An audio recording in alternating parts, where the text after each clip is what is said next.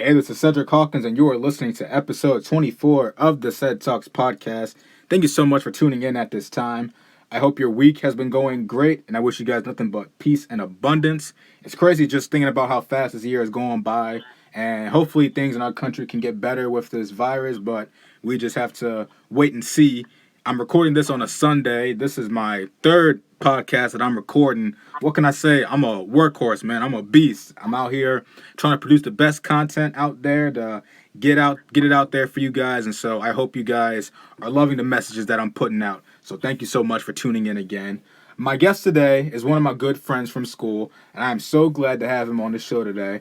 Without further ado, I give to you Mr. Ryan Beavers. Ryan, welcome to the show. What's up, Seth? How you been, man? I've been good. Good, man. You still working? Yeah, working hard, man. Every single day. Yeah. How has that been for you, given this virus going on and everything? How has that affected you? It hadn't affected me at all. I mean, all I do is wear a mask every day at work, but that's it, you know? Never had to take a test or nothing. I've been working through it ever since it happened. Like, nothing really changed except for the traffic's been good. Yeah, I bet. Because I remember when my grandfather, he works out in D.C., and so he was just like, oh, man, traffic is great. There's, like, nobody on the road. I ain't got to stop all the time. So I was like, yeah, I bet traffic is, like, real good just because nobody's out that much. Yeah. Yeah, I know before this happened, you were taking a few classes just going towards your job and moving on up. Did that get shut down when this started? Yeah, when the whole coronavirus started, I was in school, and they actually let us out early that day. And after that, we never went back. So we started online classes around, like, June.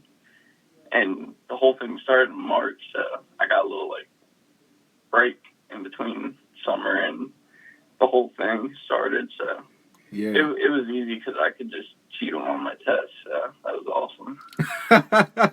Ain't nothing wrong with that. Yeah, man.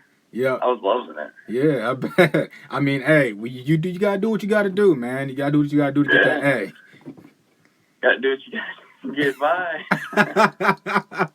Yeah, and so shifting over from that, you grew up here in Calvert County. As a kid growing up here, what was life like for you as a kid?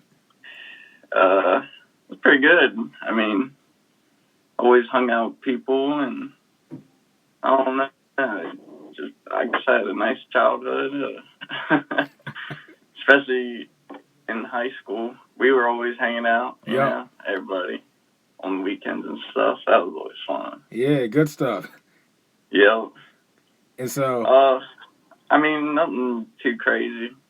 Yeah, absolutely. I know, growing up, your dad was a pretty big focal point in your life. When you look back at some of the morals and values that he taught you, what are some of the things that you remember? Definitely taking me out, going fishing and stuff, and hunting. That was a big thing, get me out the house, really. That was a good role model type deal right there. And then when I was about 10, that's when I started working. That was like every summer I was hitting it hard, cutting grass with my dad every single day. So, I mean, I was making money. Yeah. Yeah, that's what you gotta make that money. That's what it's all about, making that dinero. Yeah, man, and then that's when it was like, man, I gotta start setting goals, The first thing I wanted was a dirt bike, but I never got it. But I saved up for it, and they told me I couldn't get it, so that bummed me out. And then I used the money to buy a truck when I was like 14 years old. Yeah. And that was the same truck I drove to high school, and then all the way up till a couple of years ago. Now I drive a car and take that to work instead of my truck. That's tough, man. Are you more of a truck person or a car person? It don't really matter. I mean, I love driving trucks, but, man, a car is so much easier to park and everything, especially when you're going up the road and stuff, saving gas. It's just so much easier. Totally, man. And so shifting back over now to, starting off working with your dad, when you think about it, what's the purpose of working hard for the things that you want in life? What's the value of that? I see, like, a value of you work hard for what you get, you know? Not everything in life is free. Nothing you're going to get is free. So you might as well start early, work hard for it. Then you have that value of, it's mine, you know? That I've worked hard for that. And then you have that whole value. You don't want anything to happen to that. My dad really taught me that one. Yeah, that's good. It's always good to have something that's your own, something that nobody can take from you. And it's even better when it's not handed to you. I definitely know that nothing was ever handed to you in your life. You had to work hard for it. Yeah. Yeah, it's like in a way that always inspired me to kind of go after the things that I wanted in life. Like with the car that I got, like I had to work hard to get that thing. Same with my schooling and all of that. It's like none of it was handed to me. I had to work hard to get it. And it was like I could say my job was kind of handed to me. My recent job, well, really a lot of my jobs, because most of it was through family, getting in through family. Yeah. So, I started out with my dad, got in through him, working, cutting grass. Then I was about 16. I got in with Wentworth Nursery through my brother, because he worked there previously. And they accepted me on the first day. And then after that, I got into Beavers through my uncle, because he's the superintendent. So I kind of got it made through there. Yeah, but I always have the mindset of it's not what you know, it's who you know, and who those people can help get you to that next point of life. So, I mean, it worked in your favor because, I mean, you're doing good for yourself now. So I look at it as a benefit. Oh, yeah, definitely. Yeah. It's not like they just, let me get away with everything. It's still like I get treated equally as everybody else in the company, Yeah, absolutely. And you still got to own up to your mistakes, too. Yeah. Yeah. And so shifting over to hunting, because I know that's a pretty favorite subject of yours. What was your first memory, if you remember, of going hunting with your family? It was actually the first time I shot a deer. I think I was 5 or 6. No, I didn't shoot a deer the first time I went hunting. I remember, because I was about 5 or 6, and my dad took me hunting, and we were sitting on this hill, and it was just getting daylight out in the morning, and my dad sees a deer coming, and he says, "Get ready." And then I get the gun up, and I can't hold the gun up. I'm 6 years old. And he's like, shoot it. And I couldn't, because I couldn't see it through the scope. And, man, I started crying. And I was pissed at my dad. But after that, we went a couple times, and I finally killed a deer for my first time. So that was a good experience. Yeah, that's what's up, man. And so what are some of your favorite hunting memories that you do have, besides that one? I have a lot. My favorite would have to be... I got a lot of favorites, man. I mean, I got, there's a couple, my favorite, because it was me that shot the deer, and it was my trophy that I have on the wall right now. I shot it, a couple years ago, and I should send you a picture of it, because it's nice. It was a big 8-pointer. I shot, in October, and everything happened perfectly. I was sitting in a stand. I actually got up because it was getting dark, and I was getting ready to get out. And I heard this deer coming through, and I looked through my scope, and there it was. I shot it right at the corn pile. Mm-hmm. Yep, that was a good one. That's what's up. And so, what's probably your most favorite animal to target besides a deer?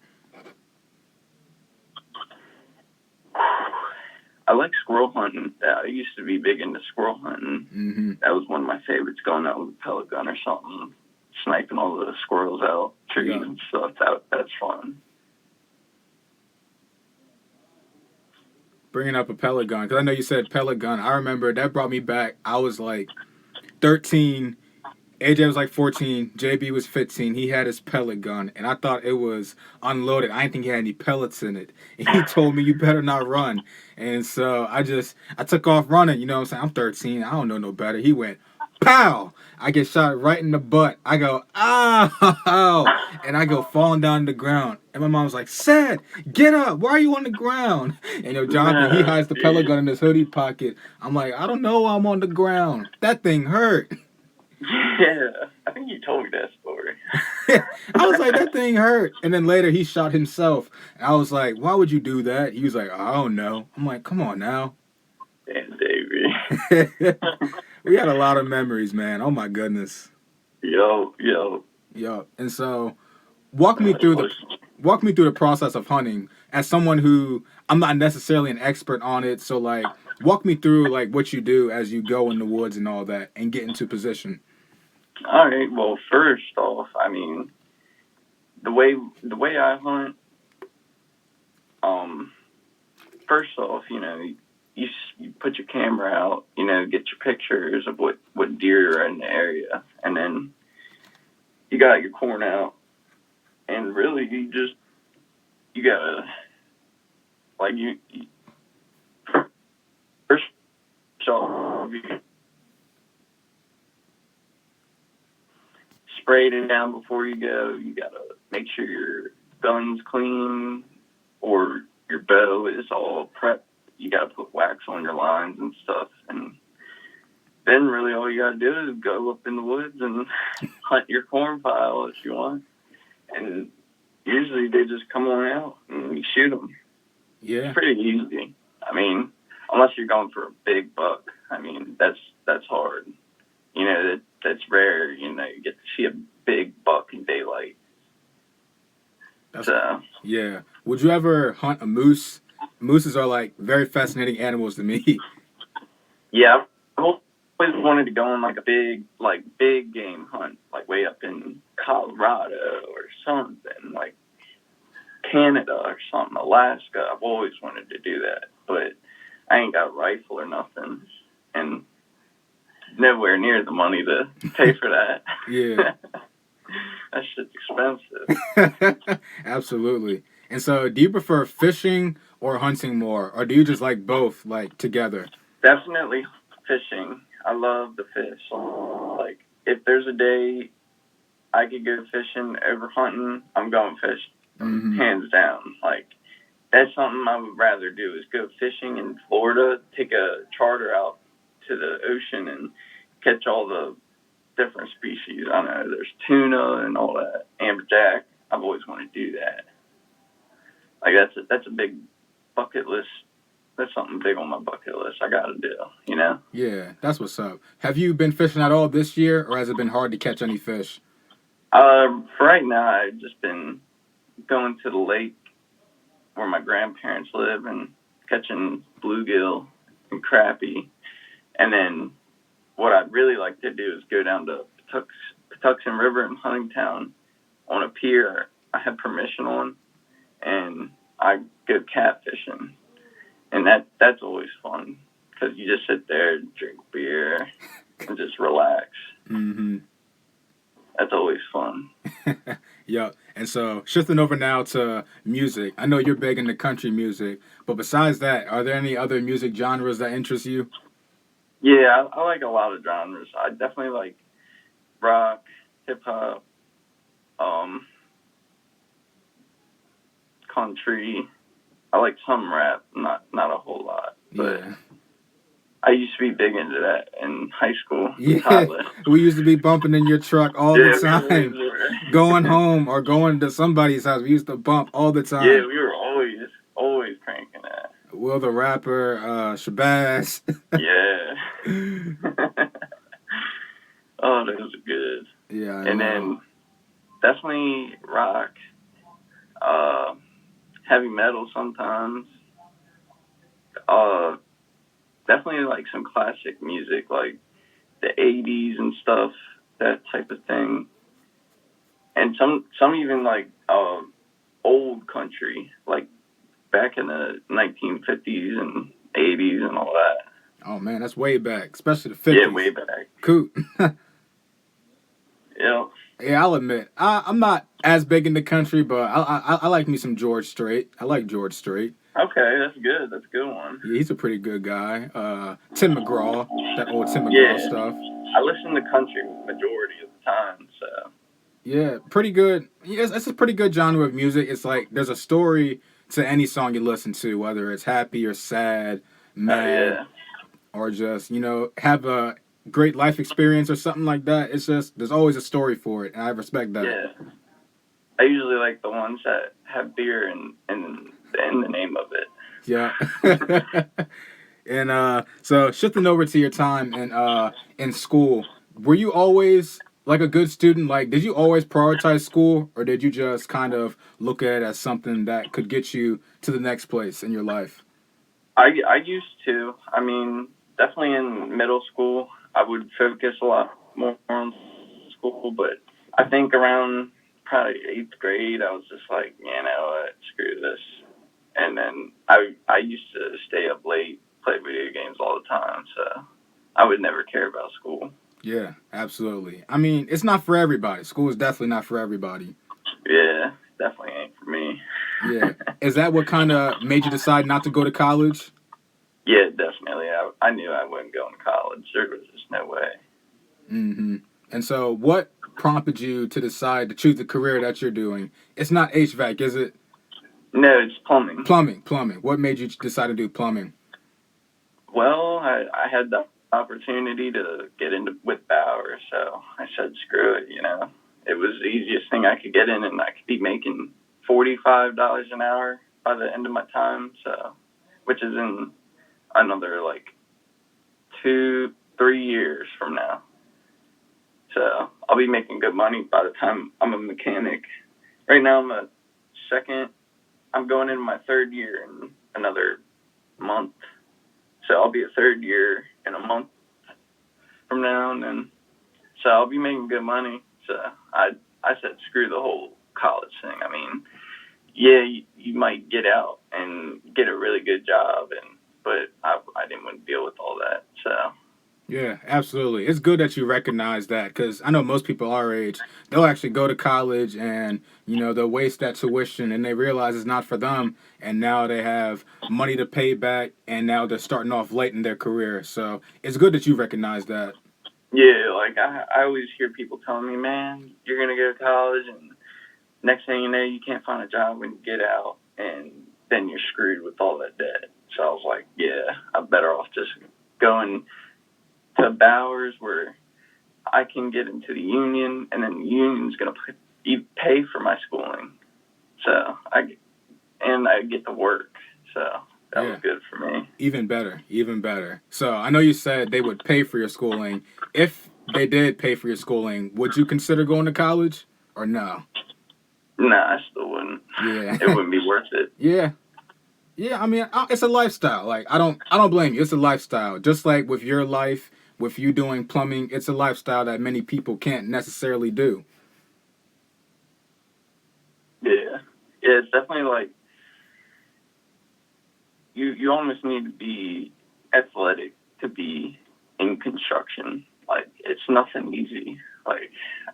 I know from past experiences, you be carrying a piece of pipe that weighs 100, 200 pounds, 100 or 150 pounds with somebody else or something, going up 15 flights of stairs.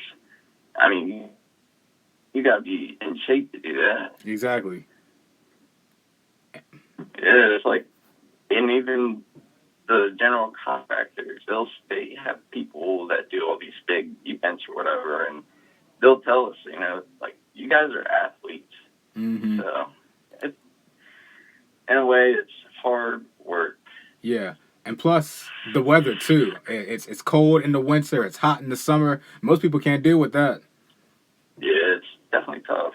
Yeah. I definitely don't like the cold, but I can deal with the heat all day long. Right. I was talking to Cody Holder a few months ago on the podcast, and he does HVAC with the AC and all that, and he was telling me how Yeah.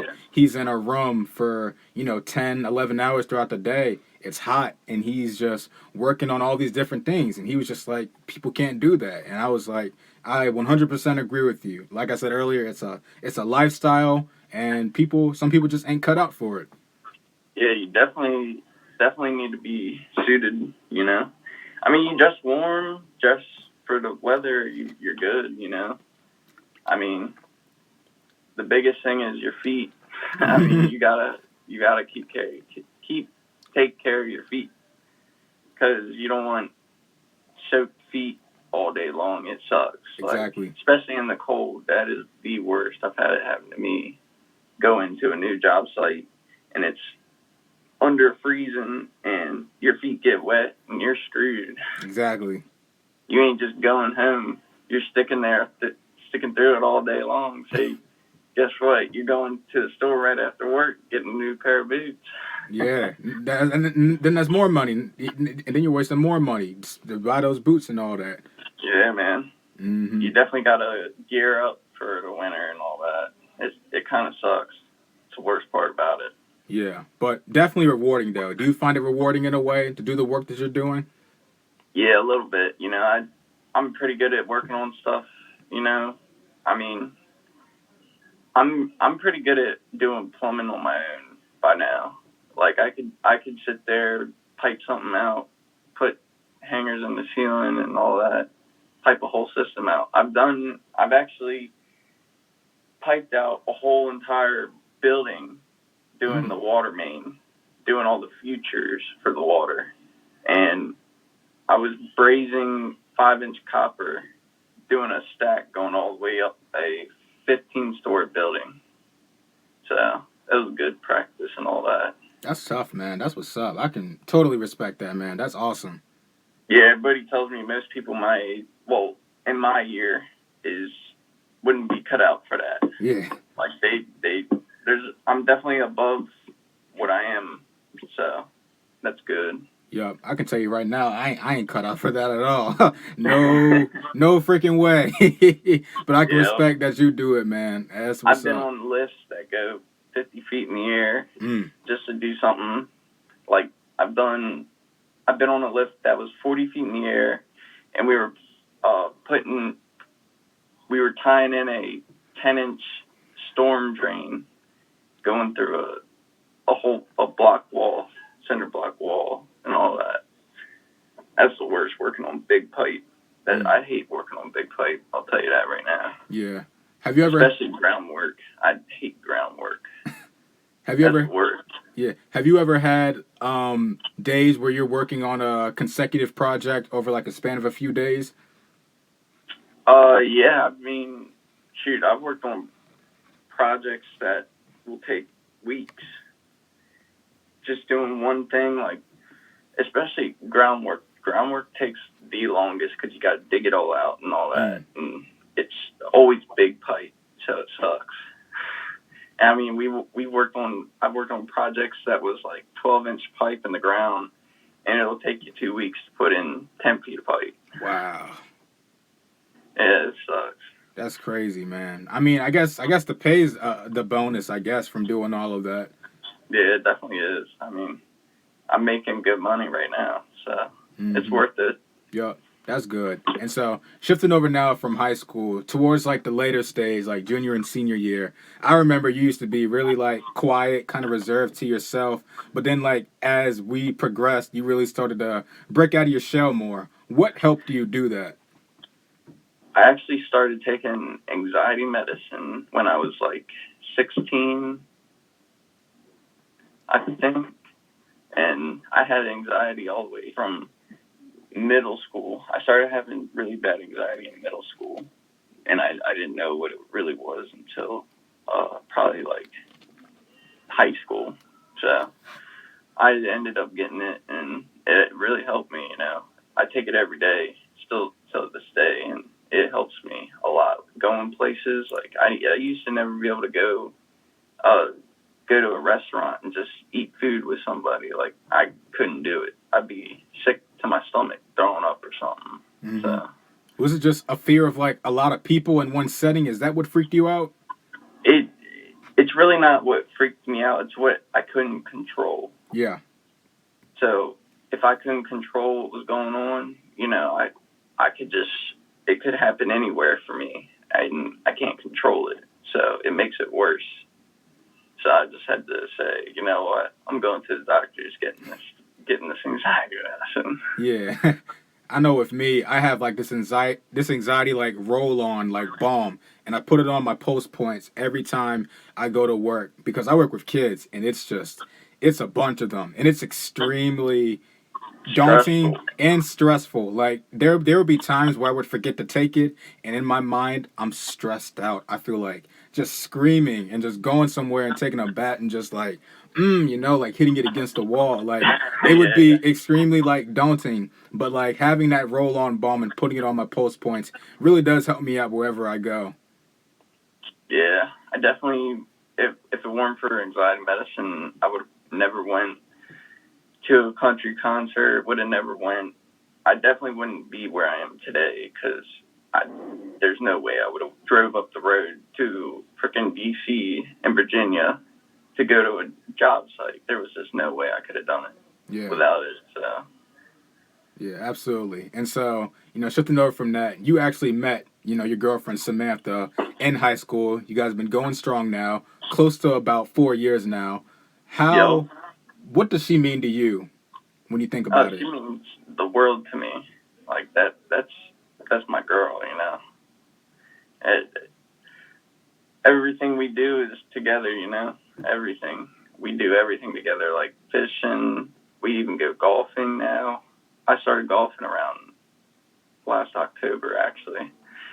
That's one of my new hobbies, but yeah, we do everything. Like, she takes me places. Like, I would have never gone to country concerts or anything. Like, I probably wouldn't have never went on vacation, really, Yeah. if it weren't for her, because, she likes going places, and I never used to.